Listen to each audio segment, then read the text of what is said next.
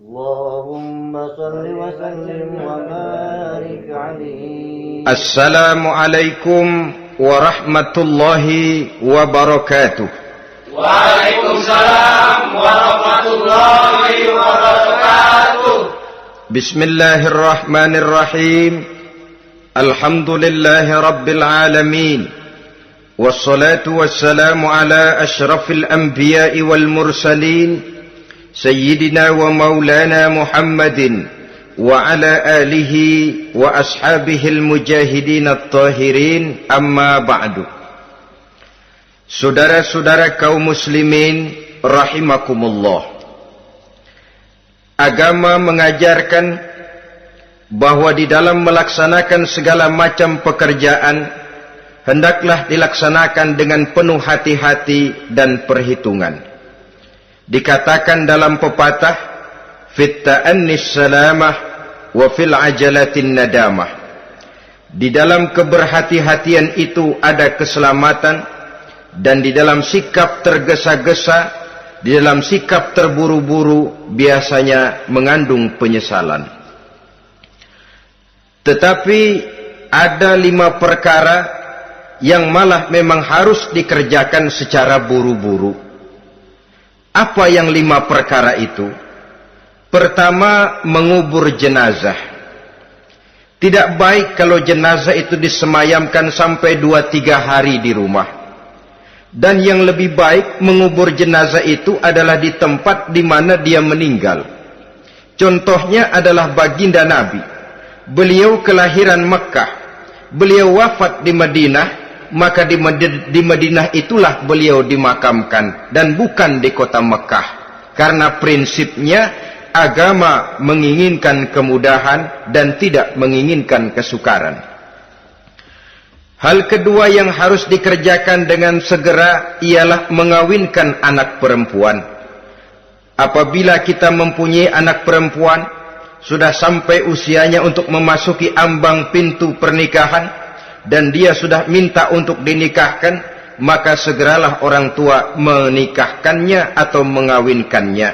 Sebab biasanya anak perempuan, apalagi di zaman sekarang, kalau tidak segera dikawinkan oleh orang tuanya, dikhawatirkan dia akan kawin sendiri.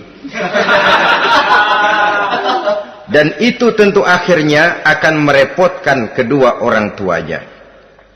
Hal ketiga yang harus dikerjakan dengan segera dan buru-buru ialah membayar hutang. Apabila kita sudah berhutang kepada seseorang dan sudah ada uang untuk membayarnya, bersegeralah untuk membayar. Sebab kalau ditunda besok, lusa atau hari minggu depan, dikhawatirkan uangnya akan terpakai untuk kepentingan-kepentingan yang lain, dan hutang akan tetap tinggal hutang, tidak pernah terbayar adanya. Hal keempat yang harus disegerakan ialah menghidangkan makanan untuk orang musafir yang kebetulan menjadi tamu di rumah kita.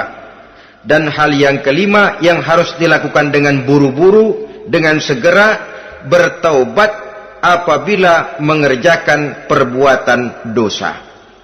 Hal kelima inilah yang akan kita bicarakan pada pertemuan kita kali ini, yaitu tentang taubat kepada Allah Subhanahu wa ta'ala.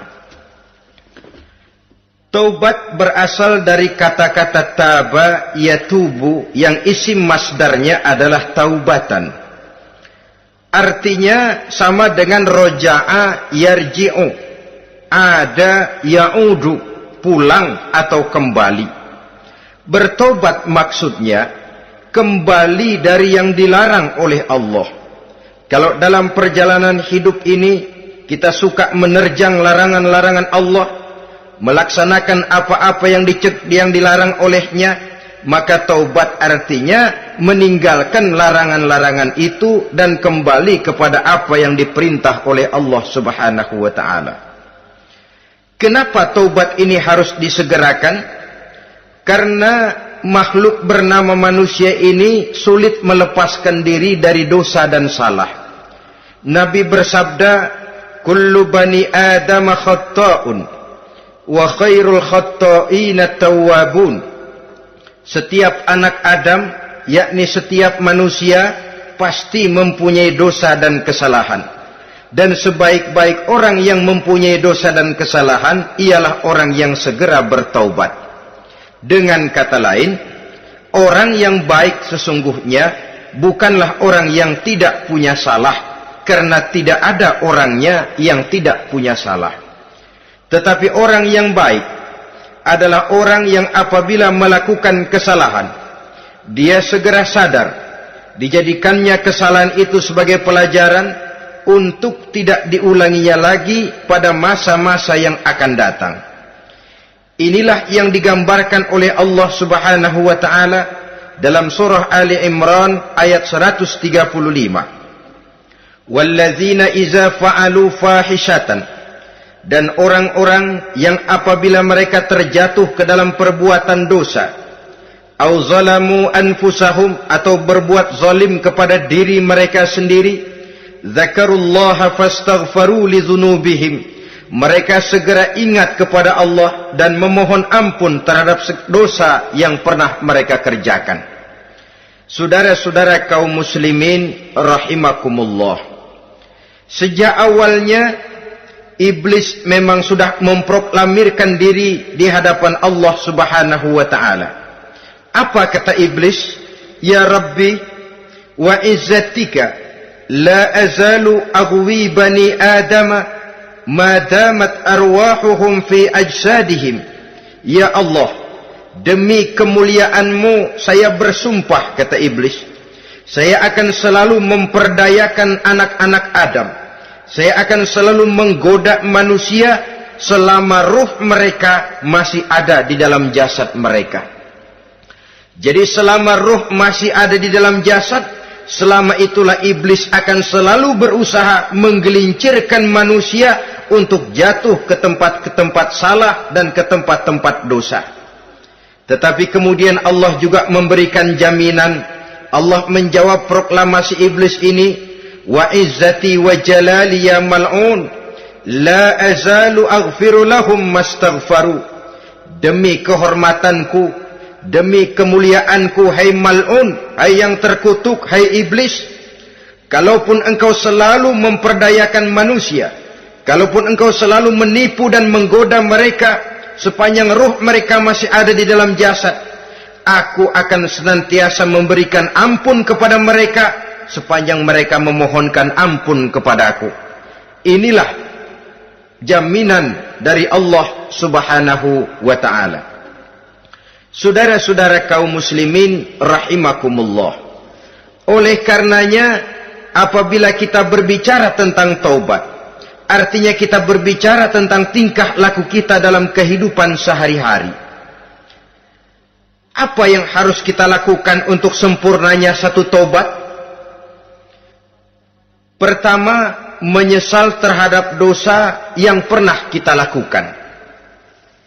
Kadang-kadang ada juga orang bertaubat, tapi bukan nyesal terhadap dosa yang dia kerjakan, malah puas katanya. Dia ngomong sama teman-temannya, saya dulu zaman muda sudah kenyang judi, kenyang zina, kenyang mabuk-mabukan, sudah puas. Sekarang tinggal benernya saja, saya sudah taubat. Taubatnya sih bagus, tapi puasnya itu yang jelek. Kenapa harus dikatakan puas? Bukan puas, menyesal. Menyesal saya dulu. Kenapa hanyut terjebak dosa? Kenapa tenggelam di meja judi? Kenapa tenggelam di minum-minuman keras? Kenapa hanyut kepada perbuatan munkar dan maksiat? Saya menyesal sekali. Menyesal diperintah dan bukan malah puas. Dari rasa menyesal ini nanti timbul hal yang kedua, yaitu berniat tidak akan mengulangi lagi perbuatan dosa. Kalau menyesal tapi masih diulangi lagi, itu belum taubat yang sebenarnya. Saya kapok, menyesal, tidak mau minum minuman keras lagi. Besok tidak ada minuman keras, malah pusing, nyari kesana kemari. Itu belum taubat yang sebenarnya. Jadi setelah menyesal, berniat tidak akan mengulangi lagi perbuatan dosa itu. Kalau menyesal tapi masih diulanginya lagi, itu sama saja dengan main-main.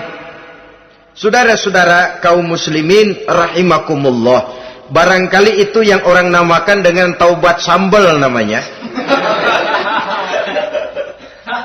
Kita kalau makan nasi pakai sambal, pedesnya bukan main, repot, marah, ngomel. Gila, sambal pedes bukan main, taubat sama sambal. Taubat sama sambal katanya. Tapi 2-3 hari kemudian dia makan lagi, nggak ada sambal, nyari. Kemarin sudah taubat, 2 hari kemudian malah nyari. Ini bukan taubat yang sebenarnya. Penyesalannya tidak diiringi dengan berniat untuk tidak mengulangi perbuatan dosa itu selama-lamanya. Saudara hadirin, kita sudah taubat, tidak mau lagi minum minuman keras. Datang teman, minum ya? Nggak mau. Kenapa? Saya sudah taubat. Yang benar, benar. Kalau dibayarin, udah. Jadi rupanya taubatnya itu cuma karena nggak ada yang bayarin. Begitu datang yang bayarin, berangkat lagi. Itu belum lagi merupakan taubat yang sebenarnya. Begitu juga kita taubat dari meja judi. Pada waktu sudah buras, bangkrut, habis-habisan, mungkin menyesal, mungkin bertaubat. Inilah akibatnya judi, rumah tangga berantakan, harta buras, anak terlantar, uang tidak ada. Taubat, saya tidak mau lagi-lagi tenggelam di meja judi. Pada saat kondisinya bangkrut, itu yang diucapkan. Tapi 2-3 hari, 4-3 minggu, 1 bulan kemudian rezekinya banyak, makmur lagi, usahanya maju lagi, lupa lagi dia kepada ucapan sebelumnya, akhirnya sedikit demi sedikit tenggelam kembali di meja judi. Ini pun belum merupakan taubat yang sebenarnya. Jadi untuk sempurnanya taubat, yang pertama menyesal terhadap dosa yang telah dilakukan, yang kedua berjanji tidak akan mengulangi lagi, kemudian yang ketiga meninggalkan perbuatan jahat itu untuk selama-lamanya. Dengan kata lain, kalau memang taubat tidak mau minum lagi, talak 3 itu minuman keras. Kalau memang niat tidak akan berjudi lagi, talak 3 itu segala macam bentuk perjudian, meninggalkan perbuatan jahat. Yang keempat, menunaikan semua fardu dan kewajiban. Sebab barangkali pada saat kita tenggelam dalam dosa, perintah-perintah Allah, jangankan yang sunnah, yang wajib saja sering kita lalaikan.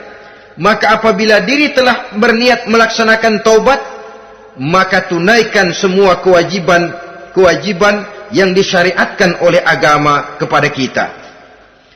Yang kelima, meminta halal kepada para lawannya dengan termasuk mengembalikan hak milik orang lain. Ini kalau menyangkut hukukul adamiyin atau hak-hak manusia. Jadi kalau kita berdosa kepada sesama manusia, Allah belum akan menerima taubat kita kalau kita belum minta maaf kepada yang bersangkutan. Adapun kalau kita sudah minta maaf tapi yang bersangkutan tidak mau memberikan maaf, itu urusan dia kepada Allah. Urusan kita adalah meminta maaf kepada yang bersangkutan. Hal yang keenam, mendidik atau melatih diri untuk bertaat kepada Allah. Sebagaimana kita dulunya telah melatih diri, memperturutkan diri untuk berbuat durhaka. Lalu memperbaiki yang dimakan dan yang diminum. Itu juga merupakan ciri dari orang-orang yang melaksanakan taubat kepada Allah Subhanahu wa ta'ala. Kemudian apalagi? Memperbanyak istighfar di dalam kehidupan. Disabdakan oleh Nabi, inna likulli da'in dawa'un wa dawa'u zunubi al-istighfar. Sesungguhnya segala macam penyakit tentu ada obatnya, dan obat dari segala macam dosa adalah istighfar. Saudara-saudara kaum muslimin rahimakumullah. Jadi kalau yang terdahulu merupakan perbuatan-perbuatan konkret, maka yang terakhir ini taubat dalam bentuk ucapan berupa memperbanyak istighfar, memohonkan ampun kepada Allah Subhanahu wa ta'ala. Mari kita lihat dalam teladan hidup kita, manusia yang hatinya paling bersih tidak lain adalah Rasulullah sallallahu alaihi wasallam. Beliau sudah mendapat jaminan ampun dari seluruh dosa. Liyaghfir lakallahu ma taqaddama min zambika wa ma ta'akhkhar, kata Allah. Muhammad, dosamu yang dahulu, dosamu yang sekarang, dosamu yang akan datang jikalau memang ada, seluruhnya sudah mendapat jaminan ampun dari Allah. Tetapi coba lihat dari sejarah perjalanan hidup yang mulia ini. Sungguh pun beliau sudah nyata-nyata mendapat jaminan ampun dari Allah. Beliau mengatakan, ayyuhan nas, tubu ilallah, fa inni atubu fil yaumi mi'ata marrah. Wahai manusia, bertaubatlah kepada Allah, maka sesungguhnya saya, kata beliau, dalam satu hari bertaubat 100 kali kepada Allah. Dalam riwayat yang lain, 70 marrah, 70 kali beliau mengucapkan istighfar minimalnya dalam sehari semalam. Orang yang sudah nyata-nyata mendapat jaminan ampun dari Allah ini, satu hari satu malam istighfarnya minimal 70 kali. Apatah lagi kita yang nyata-nyata belum mendapat jaminan ampun dari Allah.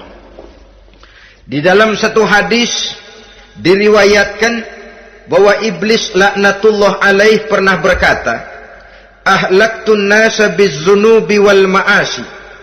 Aku rusak dan aku hancurkan kehidupan manusia dengan dosa dan dengan segala macam perbuatan maksiat. Iblis menghancurkan manusia dengan menanamkan kegemaran berbuat dosa dan menanamkan kesukaan untuk bergelimang dalam dunia maksiat.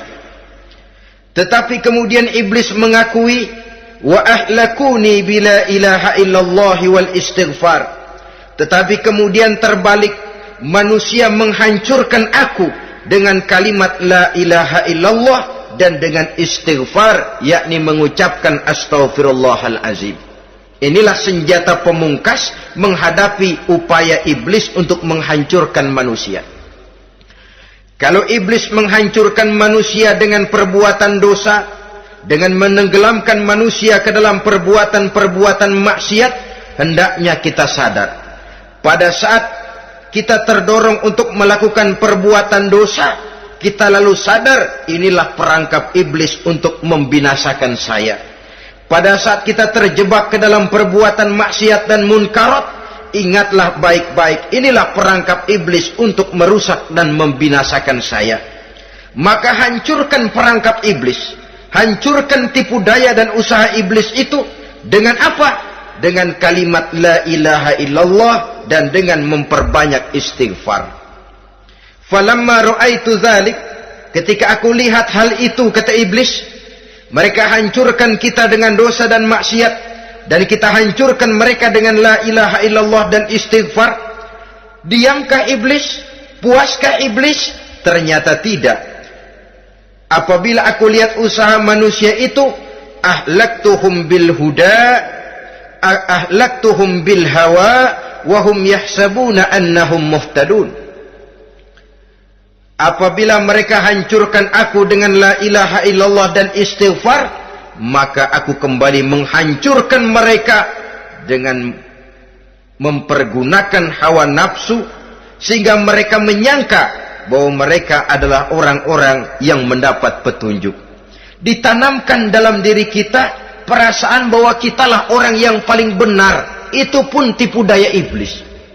Maka orang pintar itu baik, tapi merasa pintar itu jelek. Orang benar itu bagus, tapi merasa benar itu tidak baik. Karena biasanya orang kalau sudah merasa benar, lalu cenderung untuk menganggap orang lain tidak benar. Kalau sudah begitu, dia akan mengklaim diri, sayalah orang yang paling benar, yang lain tidak benar semuanya. Itu termasuk perangkap iblis juga, setelah kita gempur mereka dengan kalimat tahlil dan dengan kalimat istighfar. Saudara-saudara kaum muslimin rahimakumullah, Allah maha pengasih dan maha penyayang. Ia akan mengampunkan perbuatan yang bersifat salah dari manusia. Hanya manusia saja yang kadang-kadang bodoh, tidak mau mengampuni dan memaafkan dirinya sendiri, dengan membiarkan dirinya terseret berlarut-larut dalam dosa tanpa keinginan untuk bertaubat. Sepanjang nafas belum sampai di tenggorokan, sepanjang matahari masih terbit di sebelah timur dan terbenam di sebelah barat, sepanjang itu Allah masih akan menerima taubat seorang hamba. Innallaha yaqbalu taubatal abdi ma lam yugharghir. Allah akan senantiasa menerima taubat seorang hamba sebelum nafasnya sampai di tenggorokan. Apabila nafas sudah sampai di tenggorokan, maka taubat sudah terlambat adanya. Lalu yang konkret di dalam kehidupan ini, apa ciri-ciri dari orang yang melaksanakan taubat itu?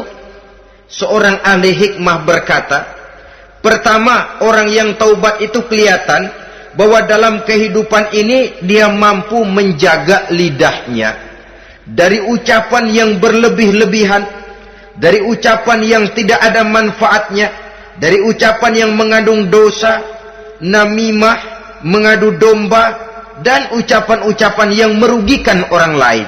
Orang yang taubat kelihatan dari lidahnya. Ini yang konkret. Yang kedua, orang yang taubat itu cirinya tidak ada lagi rasa dengki di hatinya. Tidak ada keinginan untuk membenci dan memusuhi orang lain. Kenapa? Dia sudah sibuk memikirkan kekurangan dirinya sendiri. Sehingga tidak ada waktu lagi untuk mengorek-ngorek, mencari-cari aib dan kekurangan pada diri orang lain. Ini makna ucapan Nabi, tuba liman syaghalahu aibuhu an uyubin nas. Beruntunglah orang yang kekurangan pada dirinya menyebabkan dia cukup sibuk sehingga tidak sempat mencari-cari dan mengorek-ngorek aib dan kekurangan orang lain. Berbeda dengan orang yang masih jauh dari sikap taubat. Selalu berusaha mencari dan mengorek-ngorek kekurangan orang lain, sementara aib dan kekurangan dirinya diumpetin. Ini namanya ilmu kancil. Orang lain disorotin, dia ngaling, ngumpet. Kerjaannya apa? Monten orang lain saja. Dia sendiri tidak mau diponten dan tidak mau memonten dirinya. Akibatnya apa? Sikap introspeksi tidak ada. Sikap mawas diri hilang. Sikap melihat, bercermin terhadap pribadinya sendiri hilang. Yang ada cuma menilai orang lain saja. Jadi adapun orang yang sudah bertaubat ini, di hatinya tidak ada dengki. Melihat orang lain mendapat nikmat, alhamdulillah, dia ikut bersyukur. Lain dengan orang yang jauh dari taubat. Tetangganya dapat nikmat, dia meriang. Tidak senang hatinya melihat orang lain senang. Orang melarat malah tepuk tangan. Saudara hadirin yang saya muliakan, orang yang semacam ini pada hakikatnya selalu disiksa oleh perasaannya sendiri. Kalau tetangganya yang kaya, ditanya kemana dukunnya. Tapi kalau tetangganya jatuh melarat, dia tepuk tangan, gembira bukan main. Lain dengan orang yang sudah bertobat, hasud itu hilang dari dirinya. So hasud inilah yang akan memakan kebaikan yang kita kerjakan. Kata Nabi, hasud itu bisa memakan kebajikan seperti api memakan kayu bakar. Allahu Akbar. Puasa kita, zakat kita, sholat kita, habis keropos dimakan oleh sifat hasud. Tidak terasa, tapi begitu kita punya sifat dengki kepada orang lain, maka sholat kita dimakan oleh dengki tadi, puasa kita dimakan oleh dengki tadi, segala macam kebaikan yang kita kerjakan dimakan oleh si dengki tadi, seperti api memakan kayu bakar, cepat sekali. Itulah sebabnya bagaimanapun banyak kebaikan yang sudah kita kerjakan, jangan bangga dan jangan lalai. Sebaliknya, bagaimanapun besar dosa dan kesalahan yang pernah kita lakukan, jangan putus asa dari rahmatnya Allah Subhanahu wa ta'ala. Jadi yang kedua, ciri orang yang bertaubat, di hatinya tidak ada dengki dan tidak ada rasa ingin memusuhi orang lain. Dia berhadapan dengan setiap orang dengan modal husnuzon, baik sangka kepada Allah. Tidak a priori. Kadang-kadang ada orang ketemu saja baru tapi sudah punya rasa jelek. Diperturutkannya suuzonnya. Yang ketiga, ciri orang bertaubat itu menjauhkan diri dari pergaul dengan orang-orang jahat. Sebab kita tahu bahwa pergaulan sangat besar pengaruhnya dalam ikut membentuk kepribadian manusia. Asyariku wa fi syarri syarrun. Bersekutu dengan kejahatan biasanya ikut jadi jahat. Walaupun secara langsung tidak melakukan kejahatan, tapi sudah termasuk dalam jamaah yang jahat juga namanya. Saudara-saudara kaum muslimin, bukan berarti orang yang taubat lalu tidak mau bergaul itu juga mencerminkan keangkuhan diri. Bergaul dia bergaul, tetapi kepada orang-orang yang jahat ia sekedar menghindarkan diri pergaulannya itu dari kejahatan yang bisa ditimbulkan oleh orang-orang jahat tadi. Ciri yang keempat dari orang yang bertaubat, dia mempersiapkan diri untuk menghadapi mati. Mempersiapkan diri.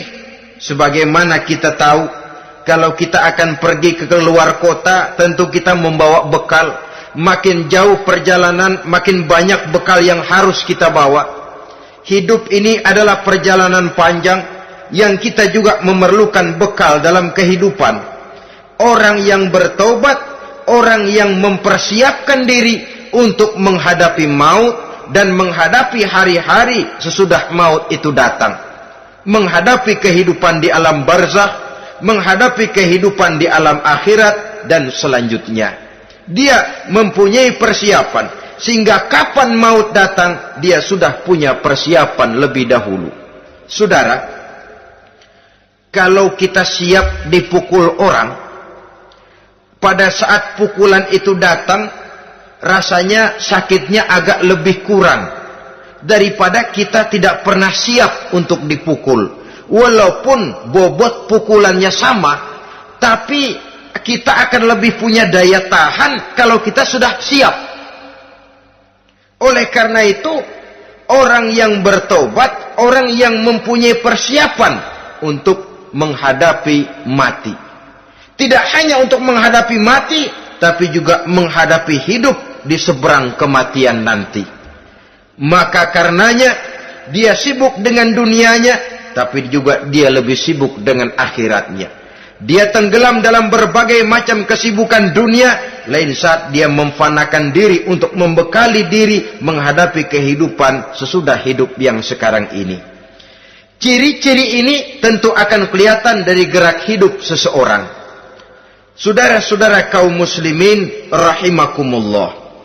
Jadi dengan kata lain, kalau kita kembali kepada surah Ali Imran ayat 135 tadi, apabila dalam kehidupan terjebak kita kepada perbuatan dosa atau zalim kepada diri sendiri, zakarullah, segeralah mengingat Allah, fastaghfaru li dzunubihim, dan segera memperbanyak istighfar, memohon ampun kepada Allah Subhanahu wa taala, sebab dosa dalam Islam hanya bisa ditebus dengan taubat.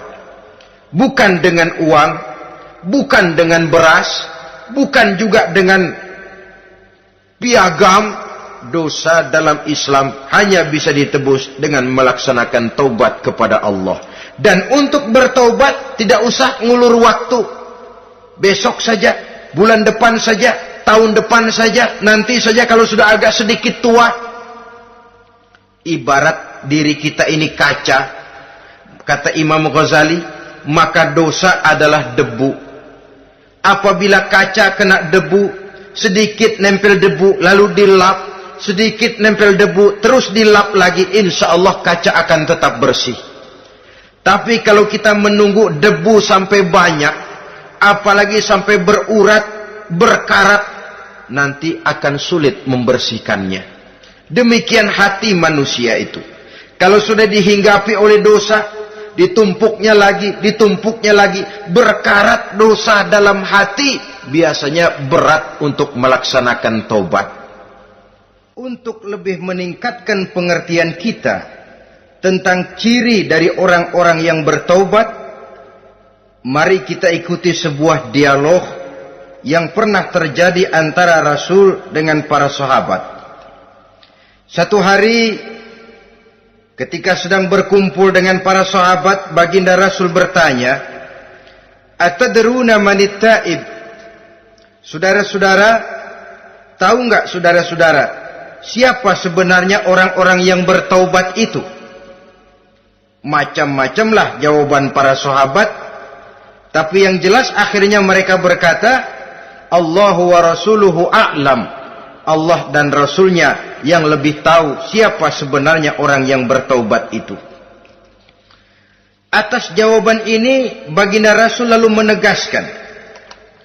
Pertama, man taba wa lam yata'allamil ilma falaysa bitaibin.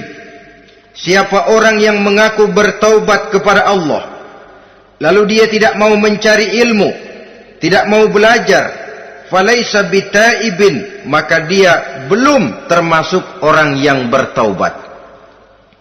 Jadi di sini jelas bahwa bukan hanya dari dosa kita bertaubat, juga bertaubat dari kebodohan. Dalam arti tidak membiarkan diri kita bodoh terus menerus. Dengan bahasa anak sekarang, bodoh tapi betah.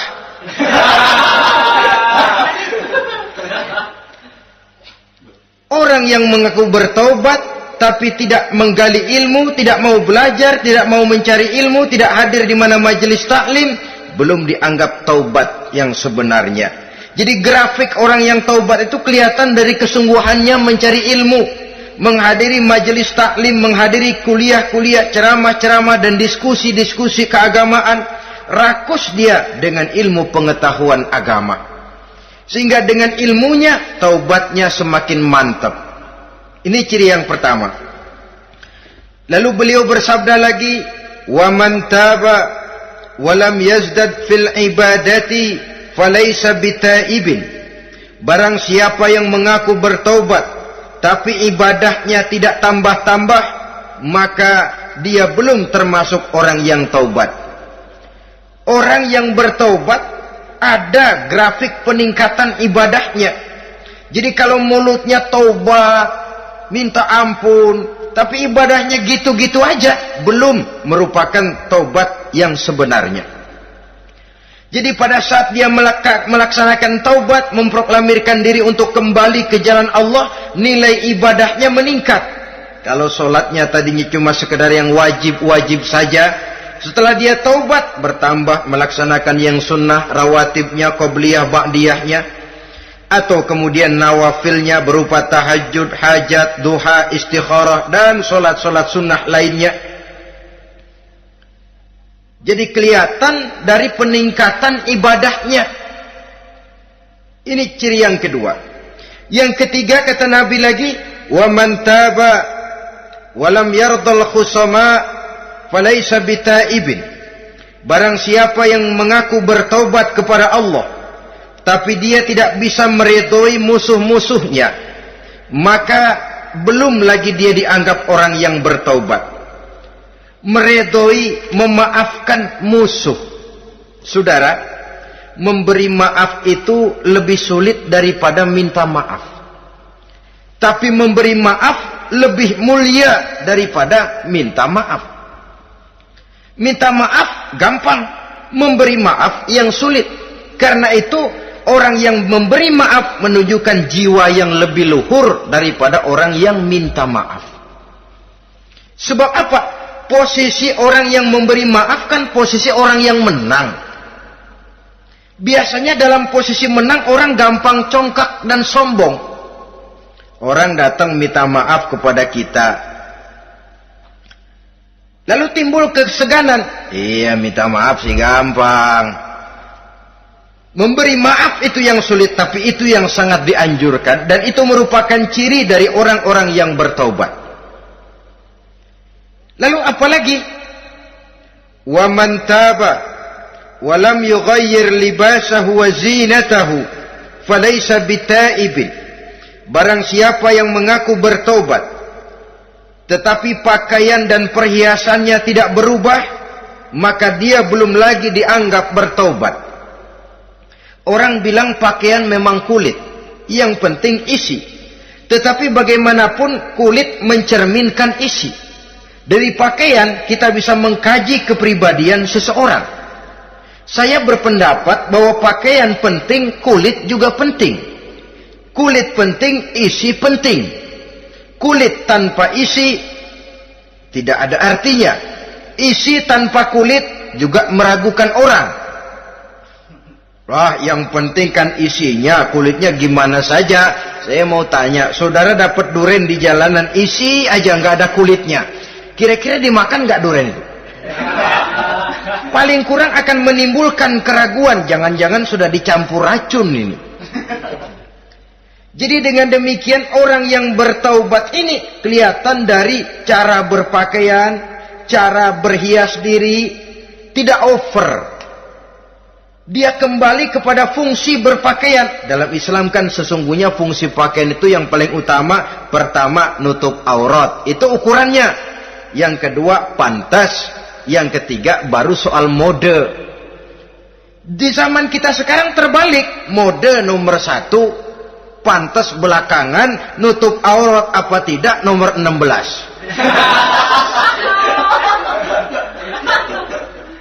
Kalau sudah mode, kita kekurangan pertimbangan. Ini buat saya pantas apa tidak, ini menutup aurat apa tidak. Kita balik. Padahal fungsi berpakaian dalam Islam tujuan utamanya pertama nutup aurat.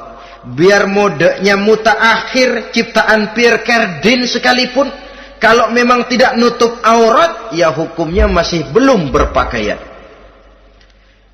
Atau juga ukuran yang kedua, pantas. Yang orang lain pantas kita pakai, belum tentu kita pantas.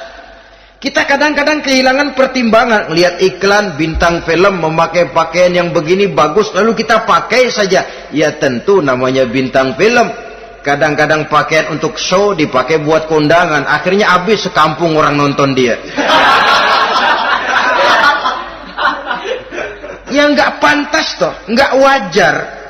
Saudara hadirin yang saya muliakan, orang yang bertobat kelihatan dari pakaian dan perhiasannya. Kalau sudah memakai perhiasan, ya sekedarnya saja. Tidak lalu dengan niat supaya orang tonton, supaya orang lihat, supaya orang tahu dia kaya, supaya timbul decak kagum, asal dia lihat orang lalu wah. Kalau sudah diwahi lalu senang.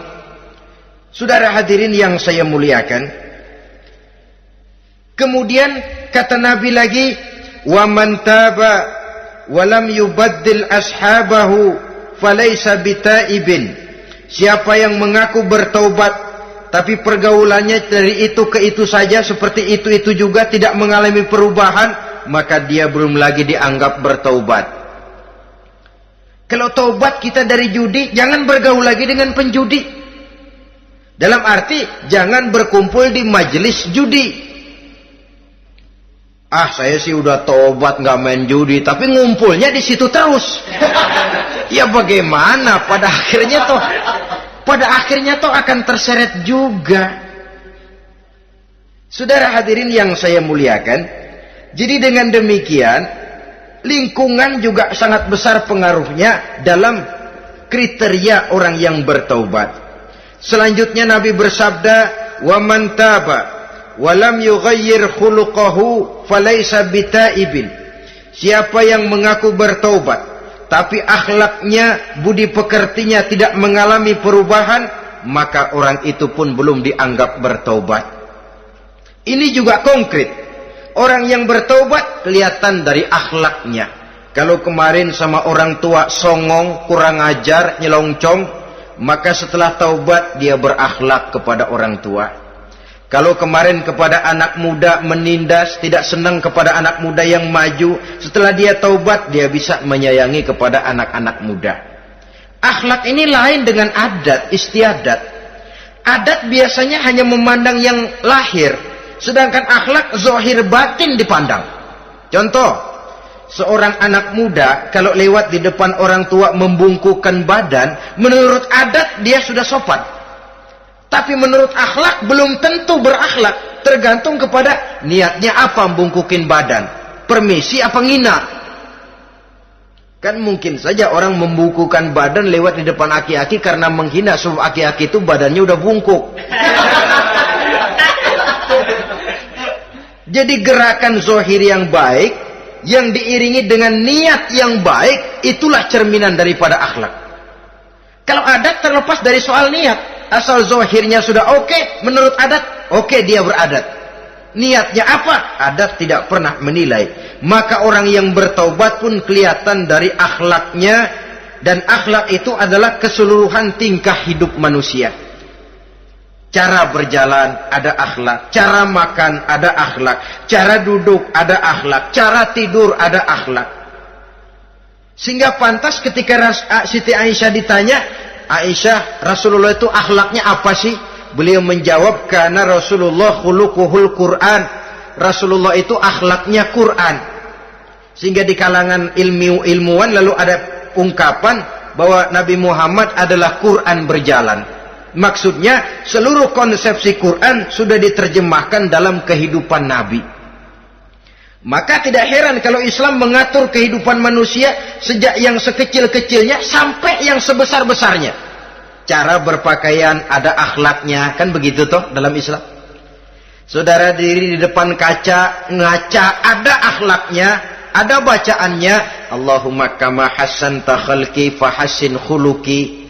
Sampai saudara masuk ke dalam WC sekalipun ada akhlaknya. Karena akhlak adalah keseluruhan gerak hidup manusia. Orang yang bertobat kelihatan dari perubahan akhlaknya. Kemudian beliau bersabda, "Wa man taba wa lam yatwi firashahu wa bisatahu falaysa bitaibin." Siapa orang yang mengaku bertaubat tetapi dia tidak menggulung tempat tidur dan spraynya, maka dia belum dianggap bertaubat. Ini bahasa kinayah. Menggulung spray, melipat tempat tidur artinya lebih banyak ibadahnya daripada tidurnya. Kalau ngaku taubat tapi sehari 24 jam, 22 jam tidur, cuma 2 jam ibadah, ya belum mencapai kriteria itu. Dengan kata lain, orang apabila sudah memproklamirkan diri untuk taubat, menyingsingkan lengan baju, melipat spray, menggulung tempat tidur. Bukan berarti dia tidak tidur-tidur, tetapi bersiap diri untuk melaksanakan ibadah yang pada saat dia terjebak dalam dosa, sudah banyak ibadah yang ditinggalkannya. Saudara-saudara kaum muslimin rahimakumullah. Kemudian beliau bersabda pula, "Wa man taba wa lam yatasaddaq falaysa bitaibin." Barang siapa yang mengaku bertobat kemudian dia tidak menyedekahkan karunia yang diberikan Allah kepadanya, maka taubatnya belum lagi dianggap taubat yang sebenarnya.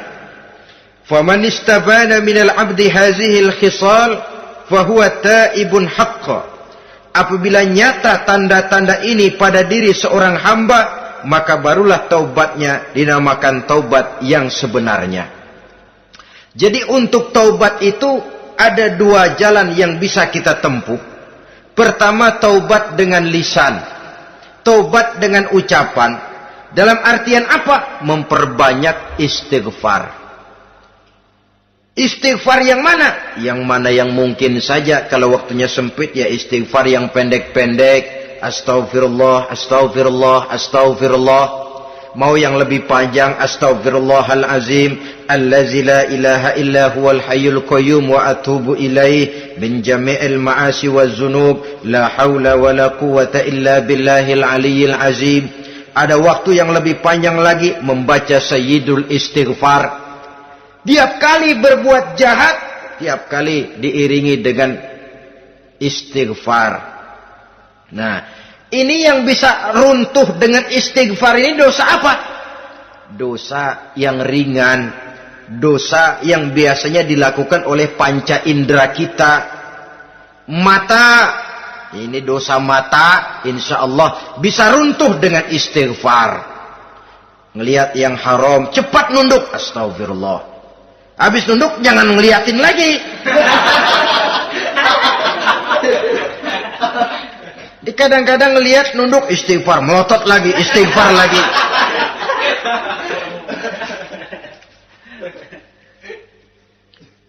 Saudara hadirin yang saya muliakan, kata Imam Ali, nazratul ula laka wasaniyatu alaika. Ini dalam menjaga mata. Pandangan pertama rezekimu, kelihatan, namanya kelihatan kan rezeki. Pandangan pertama rezekimu, ulangannya dosamu. Ulangannya ini yang bisa membawa dosa. Dosa karena lidah, mengucapkan kata-kata yang menyakitkan orang. Dengan istighfar, insya Allah runtuh. Adapun dosa-dosa besar lainnya, tentu harus dengan perbuatan. Tidak cukup dengan sekedar istighfar saja. Perbuatannya apa? Itulah seperti yang sudah saya sampaikan pada ciri-ciri orang yang bertaubat tadi. Oleh karenanya, beruntunglah kita masih diberikan umur oleh Allah. Sehingga segala dosa dan kesalahan yang kita lakukan, kita masih punya kesempatan untuk mengadakan pemutihan, bertaubat kepada Allah. Nah, apa kemudahan yang diberikan Allah kepada orang yang melazimkan istighfar di dalam hidupnya? Pertama, kata Nabi, man lazimal istighfar, siapa orang yang melazimkan, membiasakan diri istighfar, diberikan keistimewaan oleh Allah. Pertama, ja'alallahu lahu min kulli dhiqin makhraja. Allah akan memberikan jalan keluar untuknya dari segala macam kesulitan. Hidup ini kan problem. Makin tinggi status sosial, makin banyak urusan. Urusan akan selesai apabila hidup di dunia selesai. Kita menyangka orang lain lebih enak dari kita, padahal tiap orang punya urusan. Yang namanya enak barangkali persis seperti pelangi biang lala itu. Tidak pernah di atas kepala kita, di atas kepala orang lain saja. Begitu kita memandang keenakan dalam hidup ini. Petani bilang pedagang enak, pedagang bilang petani enak. Tapi begitulah keenakan itu. Orang yang melazimkan istighfar, dia akan diberikan jalan keluar dari segala macam kesulitan. Menurut perhitungan otak, deadlock, buntu, tidak sanggup lagi, entah bisa terwujud dan terlaksana. Allah memberikan jalan keluar dari segala kesulitan. Saudara, kalau Allah sudah memberikan jalan keluar dari kesulitan, siapa lagi yang bisa bikin sulit kita? Kalau Allah yang memberikan jalan keluar, everything is running well, katanya. Semua urusan bisa jalan dengan lancar. Tapi tanpa istighfar, jauh kita dari Allah. Jalan yang sudah lapang pun bisa jadi sempit. Urusan yang sudah nyata akan selesai pun bisa jadi injelimet. Dan jalan yang tadinya tidak berliku-liku pun bisa berliku-liku. Ini faktor yang di luar perhitungan matematis. Kita tidak mampu, Allah maha mampu. Menurut akal kita tidak mungkin. Kalau Allah mau, tidak ada yang tidak mungkin. Saudara-saudara, ini fasilitas pertama. Orang yang gemar istighfar diberikan jalan keluar dari segala macam kesulitan. Yang kedua, wa min kulli hammin faraja, diberikan kegembiraan dari setiap kesusahan yang dihadapinya. Ada saja faktor-faktor yang mendatangkan kegembiraan, yang mendatangkan refreshing di dalam kehidupannya, sehingga dia tidak lalu merasa jalannya buntu, tidak merasa kesulitannya tidak pernah terselesaikan. Dan yang ketiga, fasilitas yang diberikan Allah kepada orang yang gemar istighfar, wa razaqahu min haitsu la yahtasib. Allah akan memberikan kepada mereka rizki dari jalan yang tidak pernah mereka sangka-sangka, dari jalan yang tidak pernah mereka perkirakan sebelumnya. Saudara-saudara kaum muslimin rahimakumullah, inilah fasilitas ketiga yang diberikan Allah kepada orang yang gemar istighfar. Rizkinya datang dari jalan yang tidak disangka-sangka. Sebab rizki ini juga termasuk hal gaib. Dan jangan lupa, ar-rizku bima'na al-ata hissiyan kana au ma'nawiyan. Rizki adalah pemberian, baik yang konkret maupun yang abstrak. Kita sering membatasi pengertian rizki, maka rezeki kita jadi sering terbatas.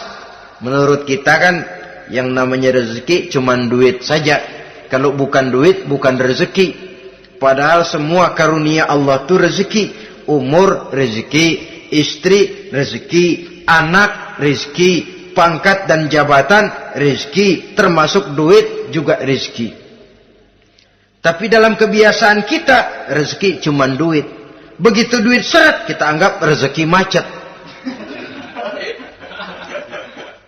Maka akhirnya kita tidak bersyukur kepada Allah. Padahal mungkin di sektor duit macet, tapi rezeki dari segi lain, ilmu barangkali tambah, wibawa naik, pangkat naik, anak tambah, itu juga merupakan rezeki. Saudara-saudara kaum muslimin rahimakumullah, orang yang gemar istighfar ini diberikan rezeki dari jalan yang tidak disangka-sangkanya, dibukakan perbendaharaan Allah untuknya, sehingga rezekinya datang dari cara yang tidak disangka-sangka. Allah Maha Kaya. Kalau dia mau, la mani'a lima a'taita wa la mu'tiya lima mana'ta. Tidak satu kekuatan pun yang mampu mencegah apa yang hendak diberikan Allah, dan tidak satu kekuatan pun yang sanggup memberikan apa yang dicegah oleh Allah Subhanahu wa ta'ala. Ini keistimewaan yang diberikan Allah kepada mereka yang gemar beristighfar di dalam kehidupan ini. Jangan lagi berpikir, gua sih nggak punya dosa, istighfar amat. Sombong, saudara-saudara. Manusia itu lebih baik merasa banyak dosa daripada merasa tidak punya dosa. Tanda orang bahagia, kata Nabi, 4. Pertama, orang yang selalu ingat kepada kesalahan yang pernah dia lakukan. Itu orang bahagia. Selalu ingat kepada kesalahan yang pernah dilakukannya. Sehingga pada saat akan melakukan kesalahan yang baru, dia mikir-mikir. Dosa gue yang kemarin udah 3 keranjang, nih nambah lagi. Ingatannya terhadap kesalahan yang lalu akan merupakan langkah preventif yang mencegah dirinya untuk tidak menambah kesalahannya. Orang bahagia, orang yang selalu ingat kesalahan yang pernah dia lakukan, terbayang di pelupuk mata, bukan ngumpet-ngumpetin dosa. Sebab apa yang mau kita umpetin di hadapan Allah? Yang kedua, tanda orang bahagia itu orang yang selalu melupakan kebaikannya. Kalau dia berbuat baik, dia lupakan. Dia anggap dirinya belum pernah berbuat baik. Sehingga di mana ada kebaikan, dia tidak bisa ikut. Dia merasa sangat rugi. Sebab dia anggap dirinya belum pernah berbuat baik. Yang ketiga, tanda orang bahagia, dalam urusan dunia, dia lihat ke bawah. Sehingga timbul rasa syukurnya. Bahwa kalau dia sengsara masih banyak yang lebih sengsara dari dia. Bahwa kalau dia miskin masih jauh lebih banyak yang miskin dari dia. Bahwa kalau dia menemui kesulitan masih banyak yang jauh lebih sulit dari dia. Dengan cara itu jiwanya akan lapang, hidupnya akan tenang, dan dia tidak pernah ingkar kepada nikmat yang diberikan Allah. Sebaliknya yang keempat, tanda orang bahagia itu dalam urusan akhirat dia lihat ke atas. Dunia, lihat yang bawah. Akhirat, lihat yang atas. Kalau dia bisa sholat, kenapa saya tidak? Kalau dia sanggup puasa, kenapa saya tidak? Kalau dia bisa baca Quran, kenapa saya tidak? Timbul panas, nyontoh ibadah mendatangkan kebahagiaan. Rakus ibadah malah dianjurkan. Rakus dunia malah tercela. Nah, lawanannya orang celaka, saudara-saudara. Orang celaka juga tandanya 4 lawanan yang tadi itu. Pertama, orang yang selalu melupakan kesalahannya. Kalau berbuat dosa lupa, sok bersih. Alah, dosa gue mah dikit. Saudara hadirin yang saya muliakan, orang yang selalu melupakan kesalahan, menganggap dirinya bersih, akhirnya kalau ingin berbuat dosa nggak mikir-mikir. Tidak ada lagi yang ditimbang-timbang. Selanjutnya, yang kedua, orang celaka itu orang yang selalu mengingat kebaikannya. Akhirnya apa? Timbul sifat nepuk dada, membanggakan jasa. Lahirlah pahlawan-pahlawan kesiangan. Selalu membanggakan diri, nepuk dada. Kalau enggak saya, kalau enggak saya. Itu masjid, kalau enggak saya. Itu pesantren, kalau enggak saya. Itu umat, kalau enggak saya. Kalau enggak saya. Memangnya kalau enggak sampean kenapa? Orang yang celaka adalah orang yang selalu menghitung-hitung kebaikan yang pernah dikerjakannya. Keikhlasannya kurang, makin dia hitung, makin kurang nilai pahalanya. Makanya kalau berbuat baik, ya anggap saja buang sampah, gak usah ditengok-tengok, gak usah diingat-ingat. Dan gak usah mengharap orang yang kita tempat berbuat baik akan membalas kebaikan. Saudara hadirin yang saya muliakan, yang ketiga tanda orang celaka dalam urusan dunia, ngelihatnya ke atas. Panasnya timbul, syirik dan dengkinya naik, rakusnya jadi.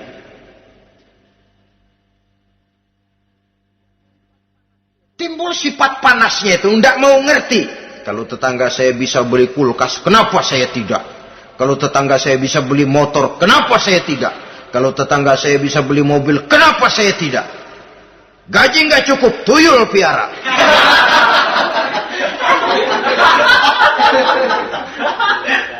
Orang itu kalau sudah didorong oleh rakus kan bisa jadi menghalalkan segala macam cara untuk mencapai tujuan. Dibakar oleh sifat tamak dan rakus bin serakah. Nah, kalau sudah didorong oleh rasa rakus, yang segera tersingkir pertama rasa malu.